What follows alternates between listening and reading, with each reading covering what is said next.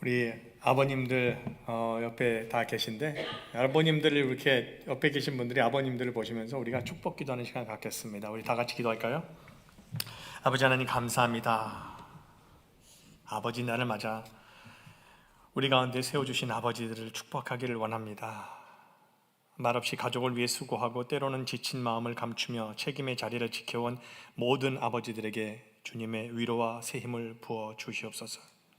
아버지들의 어깨가 무겁게 느껴질 때 하나님께서 친히 붙들어 주시고, 부족함을 느낄 때마다 주님의 지혜와 은혜로 채워 주시옵소서. 가정을 이끄는 길에 두려움보다 믿음이 앞서게 하시고, 염려보다 기도가 깊어지게 하시며, 말과 삶으로 가족에게 믿음의 본이 되게 하옵소서. 사랑을 표현하는 것이 서툴렀던 순간들도 주님의 은혜 안에서 회복되게 하시고, 아버지들의 마음에 따뜻함과 용기와 평안을 더하여 주옵소서. 자녀들에게는 든든한 믿음의 울타리가 되게 하시고, 배우자에게는 함께 걸어가는 신실한 동역자가 되게 하옵소서. 주님, 오늘 모든 아버지들을 축복하기를 원합니다. 그들의 수고가 헛되지 않게 하시고, 눈물의 기도가 열매 맺게 하시며, 남은 삶이 더욱 존귀하고 복된 믿음의 길이 되게 하옵소서. 예수 그리스도 이름으로 축복하며 기도합니다. 아멘. 오늘은 아버지 날입니다. 아버지 날인데 솔직히 아버지 날은 조금 약간 좀 되게 조용히 지나가는 것 같아요. 그렇죠? 어머니 날 하면 진짜 길 밖에만 나가도 어머니 날이구나 하는 걸 알 정도로 막 세상이 정말 다 그냥 시끌벅적합니다. 근데 아버지 날은 이게 정말 아버지 날 맞아? 라고 생각할 수 있을 정도로 그렇게 조용합니다. 그래서 아버지들이 좀 섭섭해하기도 하고 또 주눅도 드는 그런 날이 될 수도 있을 것 같습니다. 그래서 또 교회에서도 심지어는 어머니 날은 또 설교를 또 많이 하는데 아버지 날은 이렇게 설교를 안 해요. 어머니 날 설교에 그냥 그 한국에서는 어버이날로 하잖아요. 그렇게 해서 그냥 설교해 말아버리는데, 제가 그래서 오늘 아버지들 힘내시라고 아버지 날 설교도 합니다. 여러분들은 아버지 이렇게 아버지라는 그 단어를 떠올릴 때 어떤 생각이 드시나요? 정말 많은 감정이 오가는 것 같습니다. 존경과 감사라는 그런 단어가 떠오를 수도 있고, 또 어떤 분에게는 그리움과 또 미안함이라는 그런 단어가 떠오를 수도 있는 것 같습니다. 또 어떤 분들에게는 아직 풀리지 않은 그 아픔과 서운함이 마음속에 남아 있을 수도 있는 것 같습니다. 우리 한국 특히 부모님, 아버님들은 조금 자기의 그 사랑을 표현하는데 서툴기도 하고, 또 이렇게 혼낼 때는 이야기하는데 이렇게 그래서 좀 이렇게 서운함이 또 이렇게 있을 수도 있을 것 같습니다. 그러나 분명한 것은 아버지들이 서툴고 부족해도 자기 방식대로 가족을 사랑하고 지키려고 모두 애쓴다는 것입니다. 그러므로 아버지들의 노력과 사랑을 오늘 기억하는 그런 하루가 되기를 주님의 이름으로 축원합니다. 오늘 본문은 바울이 자기 사역을 설명하면서 자신을 아버지처럼 설명하는 그런 본문입니다. 지난번 어머니 날에는 바울이 데살로니가 전서 2장 7절부터 9절, 바로 오늘 본문 바로 전 거죠. 그 말씀을 통해 어머니가 자기 자녀를 돌보듯 유순하게 처신했다고 이렇게 말을 했습니다. 그런데 오늘 말씀을 통해 바울은 아버지가 자기 자녀에게 하듯이 성도들을 대했다고 이렇게 또 이야기합니다. 저는 이것이 굉장히 중요한 균형이라고 생각합니다. 교회에는 품고 돌보는 어머니의 마음이 필요합니다. 하지만 동시에 삶으로 또 본을 보이고 또 말로 방향을 잡아주는 아버지의 마음도 꼭 필요하다는 것입니다. 우리가 10절을 다시 보겠습니다. 또 신도 여러분을 대할 때에 우리가 얼마나 경건하고 올바르고 흠잡힐 데가 없이 처신하였는지는 여러분이 증언하고 또 하나님께서도 증언하십니다. 이 말씀에서 먼저 눈에 들어오는 것은 바울이 우리가 무엇을 가르친 것을 다 기억하십니까? 우리들은 이것을 가르쳤습니다 라고 이야기하지 않고 우리가 어떻게 살았는가, 우리가 어떻게 처신을 했는가, 우리가 어떻게 행동을 했는가에 대해서 먼저 말하고 있습니다. 바울은 우리가 어떻게 행동했는지, 어떻게 처신하였는지는 여러분이 증언하고 또 하나님께서도 증언하신다는 것입니다. 사람 앞에서는 우리가 어느 정도 꾸밀 수 있습니다. 그러나 하나님 앞에서는 우리가 숨길 수 없습니다. 하나님은 우리의 겉모습만이 아니라 마음과 동기까지 보시기 때문입니다. 그런데 바울은 너희도 보았고 하나님도 아신다라고 말씀하십니다. 우리가 너희 가운데서 내가 어떻게 살았는지, 어떻게 행동했는지, 어떻게 처신했는지 너희뿐만이 아니라 하나님도 우리의 행동을 증언하실 것이라고 말합니다. 특별히 아버지 날에 이 본문을 읽을 때 우리는 믿음의 아버지가 가정 안에서 어떤 삶으로 보여줘야 하는지 그것을 우리에게 알려주는 아주 중요한 말씀이라고 생각이 됩니다. 솔직히 자녀들은 아버지가 하는 말을 솔직히 기억하기가 쉽지 않습니다. 아버지들이 아이들에게 정말 많은 이야기를 합니다. 그런데 대부분이 이제 지나고 나면은 한두 마디 정도 기억할까? 대부분은 다 기억을 못 합니다. 그런데 자녀들이 기억하는 것이 있습니다. 그것은 바로 아버지가 어떤 사람이었는가라는 것입니다. 그러므로 믿음의 아버지는 말로만 믿음을 가르치는 사람이 아니라 삶으로 믿음을 보여주는 사람이 되어야 합니다. 바울이 자신이 데살로니가 성도들 가운데서 거룩하고 의롭고 흠없이 행했다라고 말하고 있습니다. 저는 이 세 단어가 바로 우리 믿음의 아버지들이 붙들어야 할 삶의 기준이라고 생각합니다. 그래서 첫째로 바울은 우리가 거룩하게 경건하게 행했다라고 말을 하고 있습니다.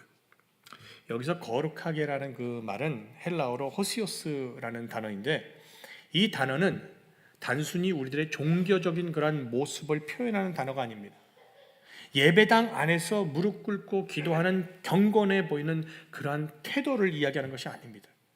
호시오스는 하나님 앞에서 우리의 마음과 동기가 바른 것을, 경건한 것을 의미합니다.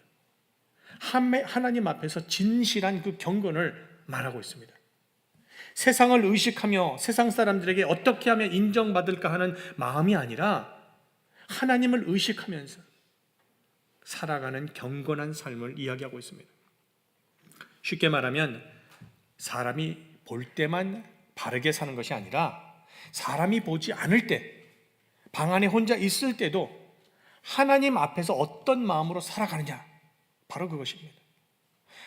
내 삶의 무게 중심이 사람들의 시선이 아니라 오직 하나님을 향해 있는 그러한 경건함을 뜻하고 있습니다. 그러므로 호시오스의 삶은 이런 고백에서 시작됩니다. 하나님, 사람이 나를 어떻게 보느냐보다 하나님이 나를 어떻게 보시는지가 저는 더 중요합니다. 사람들 앞에서 인정받는 것보다 하나님 앞에서 정말 조금이라도 부끄럽지 않게 사는 것이 저는 더 중요합니다. 이러한 고백입니다. 아이들은 부모의 이 모습을 아주 기가 막히게 알아차립니다. 아빠가 이 고백을 진짜 삶에서 살아내는지 아이들은 다 봅니다. 아버지가 자녀에게 너 예배 잘 드려야 돼, 너 교회 빠지면 안 돼, 너 기도해야 돼, 정직하게 살아야 돼, 이렇게 말하는 것 물론 중요합니다. 그러나 그보다 더 중요한 것이 바로 아버지 자신이 하나님 앞에서 진실하게 살아가는 것입니다. 자녀들은 아버지의 말만 듣지 않습니다. 아버지의 삶을 봅니다. 우리가 이것을 꼭 기억해야 됩니다. 아버지가 힘들고 어려운 일을 당할 때 정말 방에 들어가서 무릎을 꿇고 기도하는 모습을 보면 자녀들은 힘들고 어려울 때 주님께 기도하는 것이구나, 그러면서 믿음이 무엇인지를 배우게 됩니다. 아버지가 실수했을 때, 죄를 지었을 때 다 그렇게 사는 거지, 누구는 죄 안 짓고 살아? 다 실수하는 거야. 그리고 변명하는 것보다 하나님 앞에서 회개하는 그 모습을 자녀들이 보게 되면 자녀들도 실수하고 죄를 짓게 되면 회개해야 하는구나, 그러면서 하나님의 은혜를 체험하게 됩니다. 하나님의 용서를 알게 됩니다. 아버지가 세상적으로 손해를 보더라도 하나님 앞에서 정직을 선택하는 그 모습을 보게 되면 하나님께서 우리를 언제나 보고 계시는구나, 사람들 앞에서 정직한 것보다 하나님 앞에서 정직해야 되는구나 라고 배우면서 야, 신앙은 말이 아니구나, 행동이구나, 삶이구나, 이런 것을 배우게 됩니다.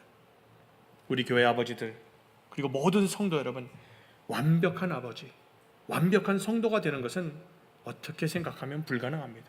가능하지 않습니다. 하지만 하나님 앞에서 진실한 사람이 되려고 노력하는 그 모습, 하나님 앞에서 조금이라도 부끄럽지 않게 살아가려는 그 모습을 자녀들이 볼 때 정말로 자녀들은 경건이 무엇인지를 배우게 됩니다.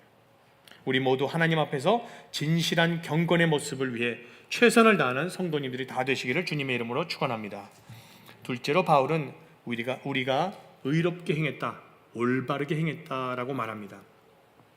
여기서 의롭게라는 말은 헬라어로 디카이오스라는 그런 단어인데, 이 단어는 사람을 대할 때 바르고 또 정직하고 공정하게 행하는 그런 뜻이 있습니다. 호시오스가 하나님 앞에서의 경건이라면 디카이오스는 사람 앞에서의 정직과 바른 삶을 뜻하고 있습니다. 믿음은 하나님 앞에서만 확인되는 것은 아닙니다. 사람과의 관계 속에서도 드러나는 것입니다. 올바른 신앙생활을 하는 사람은 하나님 앞이나 사람들 앞에서 모두 경건해야 합니다. 올바른 선택과 올바른 행동을 해야 합니다. 우리는 때때로 믿음을 너무 추상적으로 생각할 때가 있습니다. 나는 하나님을 믿어. 난 예배 드렸어. 난 기도했어. 그러니까 난 믿음이 있어. 물론 중요합니다. 그런데 성경은 우리에게 묻습니다. 그 믿음, 네가 얘기하는 그 믿음이 네가 사람을 대하는 태도에서 나타나고 있는가? 네가 얘기하는 그 믿음이 네가 돈을 다루는 방식에서 나타나고 있는가?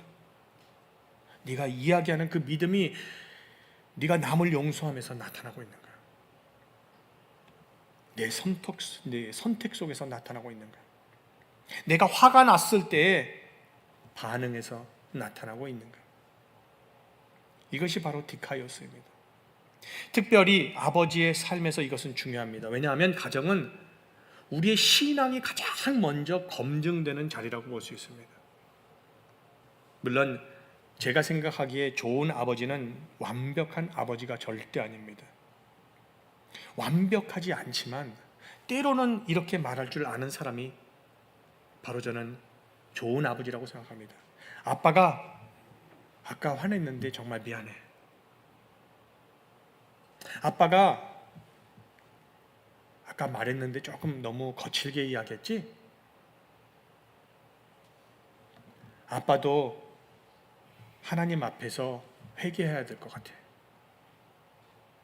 나도 하나님 앞에서 조금씩 매일매일 자라나는 사람이야. 우리가 어떤 때는 이렇게 이야기하면 아버지의 권위가 떨어진다고 생각합니다. 야, 이러면 아이들이 나를 무시하고 기어 오른다고 생각합니다. 그래서 우리는 잘못을 하고도 고집을 부립니다. 그냥 자기 자신의 권위를 지킨다고 그냥 뭐든지 그냥 잘못한다고 얘기를 안 합니다. 그런데 문제는 식구 어느 누구도 그렇게 하면 그 권위를 인정하지 않습니다. 오히려 정말 창피한 모습입니다. 잘못을 인정하고 미안하다고 할 때 부모로서, 믿음의 부모로서 오히려 권위가 살아나는 것입니다. 착각하면 안 됩니다. 자녀들은 아버지가 한 번도 실수하지 않는 사람이어서 존경하는 것이 아닙니다. 오히려 실수했을 때 정직하게 인정하고 하나님 앞에서 다시 바로 서려는 그 모습을 볼 때 존경합니다. 배우게 됩니다. 아, 나도 실수하면 저렇게 해야지. 우리가 완벽한 부모가 되려고 하는 것보다 넘어졌을 때, 실수했을 때, 죄를 지었을 때 어떻게 하는지를 자녀들에게 본으로 보여주는 정직하고 바른 삶을 살 수 있기를 주님의 이름으로 축원합니다. 셋째로 바울은 우리가 흠없이 행했다라고 말을 합니다.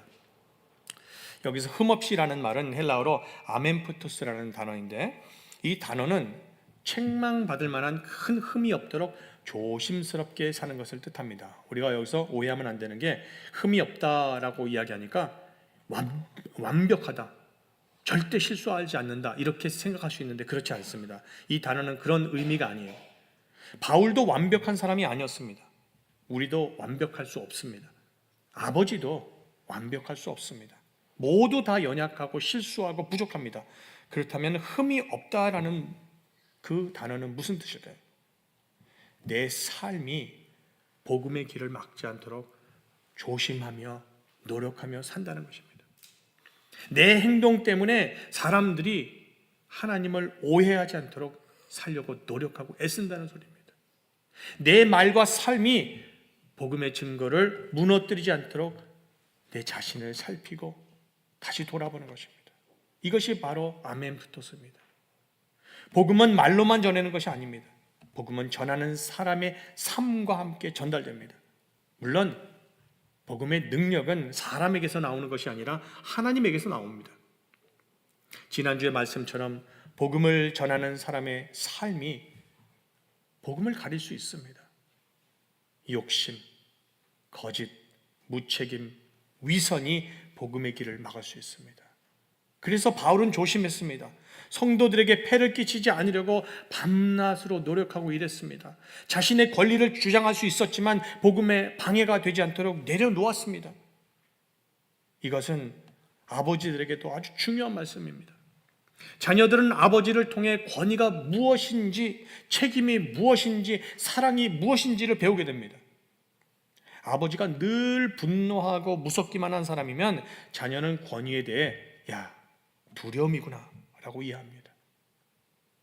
아버지의 말과 행동이 너무 다르면 자녀는 믿음은 위선이구나 라고 오해합니다. 그러나 아버지가 부족하지만 진실하게 살려고 애쓰면 자녀들은 그것을 봅니다. 아버지가 실수하지만 다시 회개하고 일어서면 자녀는 하나님의 은혜를 배우게 됩니다. 아멘푸토스는 완벽한 아버지가 되라는 말이 아닙니다. 자녀들에게 복음의 걸림돌이 되지 않도록 자신을 언제나 살피고 노력하라는 것입니다. 만약 여러분들의 자녀가 훗날 이렇게 말할 수 있다면 얼마나 귀하겠습니까? 우리 아버지는 완벽한 분은 아니었어. 그런데 우리 아버지는 정말 하나님 앞에서 진실하게 살려고 정말 애쓰신 분이야. 우리 아버지는 그래 실수 정말 많이 하셨어 우리 아버지.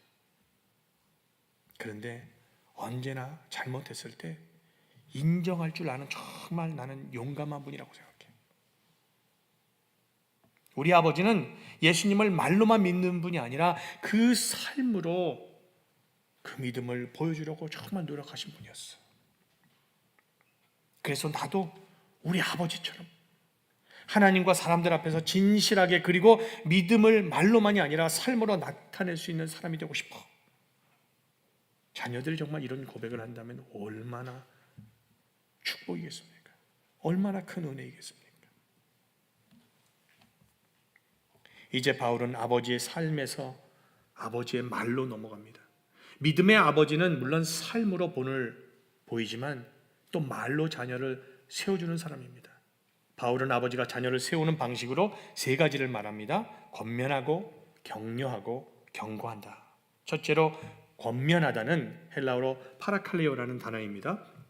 이 단어는 곁으로 부르다라는 그런 의미가 있습니다. 성경이 말하는 권면은 그냥 위에서 명령하는 것이 아닙니다. 야, 너 그렇게 했어? 너 그렇게 해야지. 이런 것이 권면이 아닙니다. 멀리서 소리치는 것도 아닙니다. 화를 내면서 몰아붙이는 것도 아닙니다. 너 내가 그러라고 그랬잖아. 권면은 자녀를 부릅니다. 야, 아빠랑 얘기하고 싶은데 잠깐 와줄 수 있어?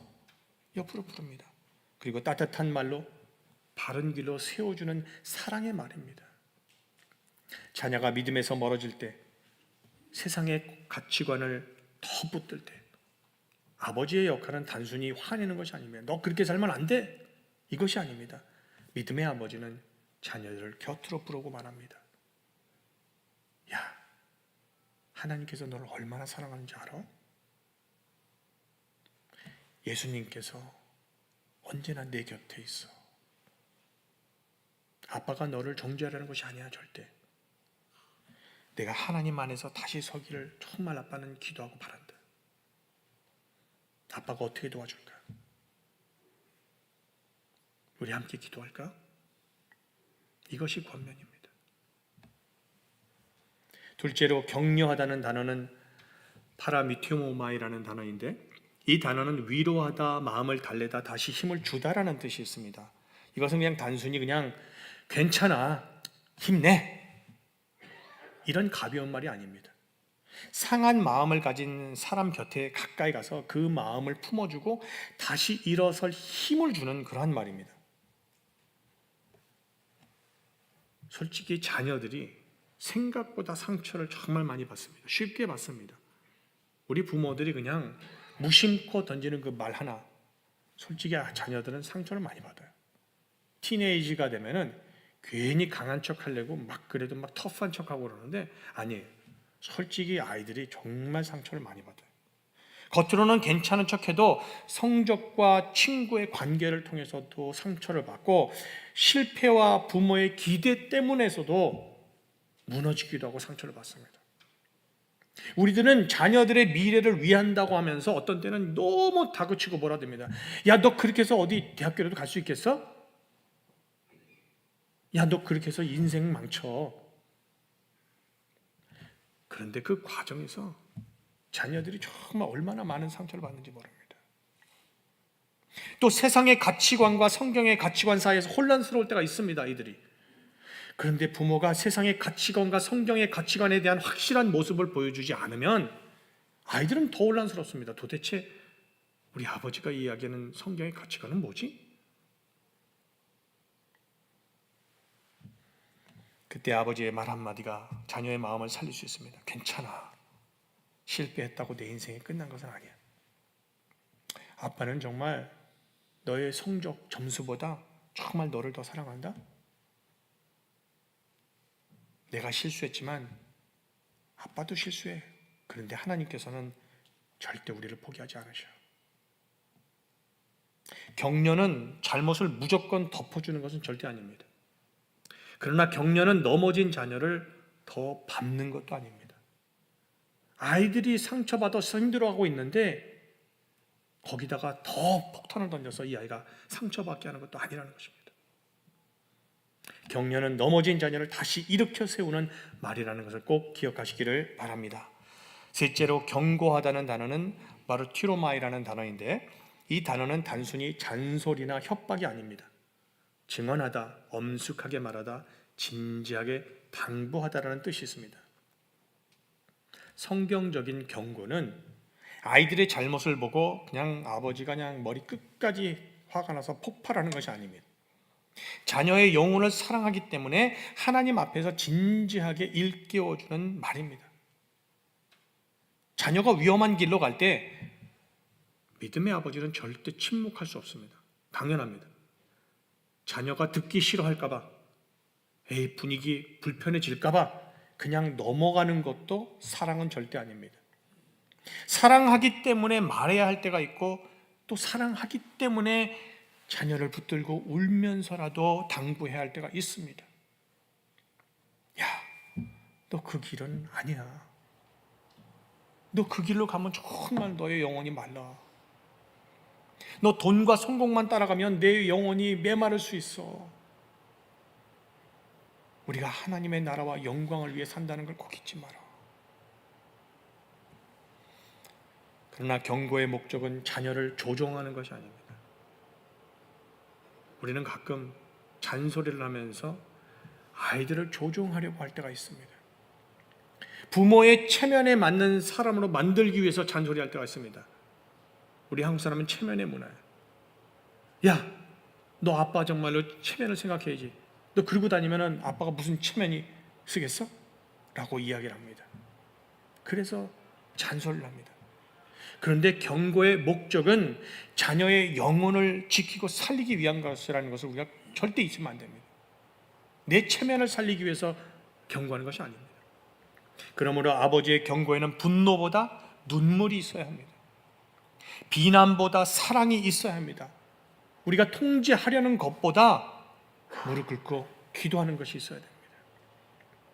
사랑하는 성도 여러분, 바울은 아버지가 자녀에게 하던 세 가지를 했습니다. 자녀가 길을 잃을 때는 권면했습니다. 자녀가 넘어질 때는 격려했습니다.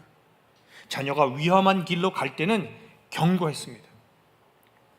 이 세 가지가 함께 있어야 합니다. 권면만 있고 격려가 없으면 자녀는 부담만 느낄 수 있습니다. 격려만 있고 경고가 없으면 자녀는 바른 길로 갈 수가 없습니다. 경고만 있고 사랑이 없으면 자녀는 마음의 문을 닫을 수가 있습니다. 그래서 믿음의 아버지는 이 세 가지를 함께 배워야 합니다.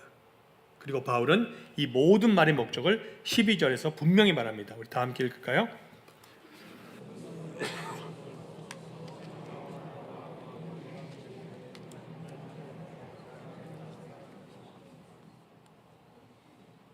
여기에 오늘 말씀의 핵심이 있습니다.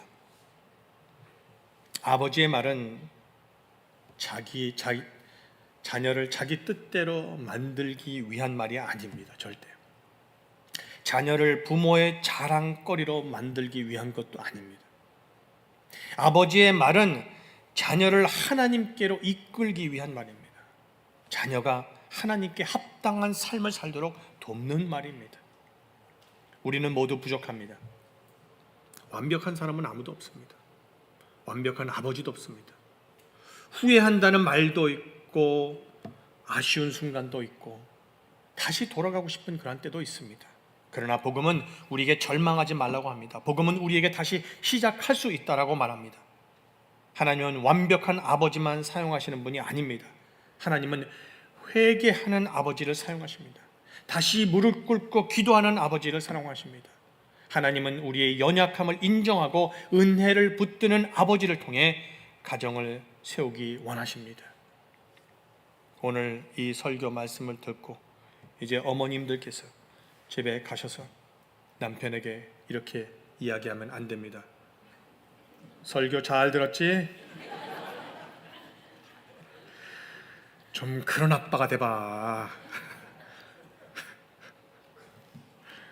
이 말씀은 아버지들만이 아닙니다. 우리 모두에게 주신 하나님의 말씀입니다.